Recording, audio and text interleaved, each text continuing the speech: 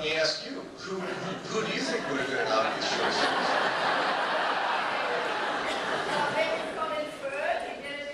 Who? Colin Firth. Yes. Well, you know, they was. For me, he was the obvious choice. Plus, I asked the writer, Cowie, I said, who would you cast? And she said, George.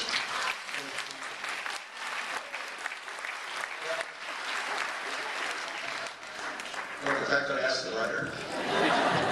No, I asked the novelist. I said, you know, if you had to make this movie, I always thought it'd be George Clooney. I said, all right. I'm on the case.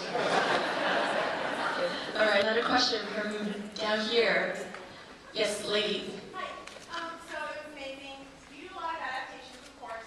So I'm wondering, in this one, why you chose to use voiceover, especially in the beginning to kind of set it up? Like, did you think that you couldn't cut too much of the text, or how did that evolve in the script? The question is, why do you use the voiceover? Well, you may know from other films, I'm a big fan of voiceover. Election had 4 voiceovers. About Schmidt, of course, had voiceover with Stu and Dugu. I've done a student film and a pilot also with voiceover. A short for Polynesian 10 also had voiceover. So I'm a big fan of voiceover. I think it's one of the greatest benefits of talkies. Not music and effects, but voiceover. And I'm a big sucker always for first-person literature and first-person film. And I would say the unorthodox use of voiceover in this film is that it begins the film to get us into his mindset and to set up the scenario of the land deal, that whole side of things. And then it tapers off, because traditionally you have voiceover all the way through a film, or at least you bookend a film, beginning and end. And I found its usefulness was only at the beginning of the film to get us into him and get us into the scenario. I also found, given the complexity of that land situation, voiceover was simply the most efficient way to do it. But to try to explain that in a scene would have cost a lot more screen time and a lot more, it just would have been more onerous on some level. Great. Yes, the lady right over here. I'm the principal of an elementary school in the southwestern Ontario. I know how unpredictable children never do what you want them to do, which is wonderful. How do you work with the young people in your film to have them come along with some aspects of that? The question is, how do you work with the young actors in the film to get a natural performance? Well, it's the old saw, but it sure is true that 90% of directing is casting. And so the casting director and I simply spent a really long time to find those 2 daughters. We probably saw between 200 and 300 for each part. And it's tricky. I'd done a high school film 10 years ago, Election, and that had been my first initiation. That had been my initiation in casting young people. Often the ones who have a lot of experience don't seem young. They're 17 going on 30 and too polished and dull.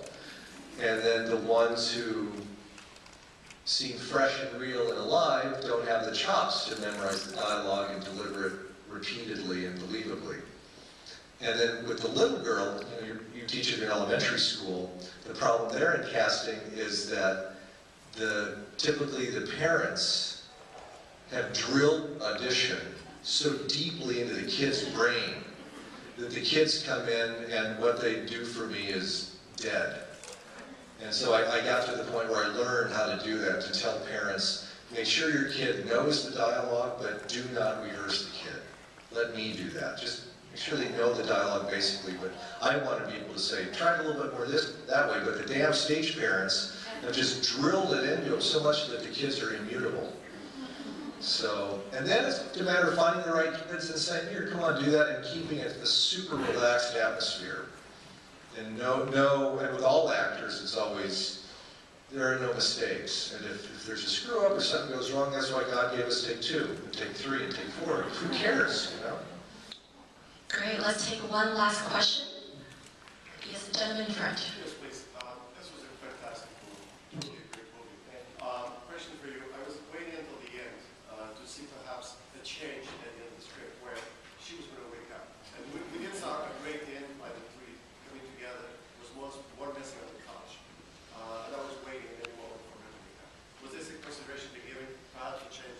funny scene I thought about was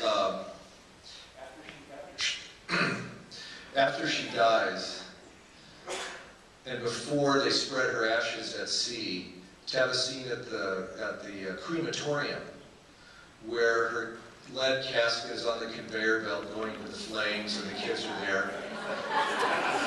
And we cut inside the casket and then she wakes up.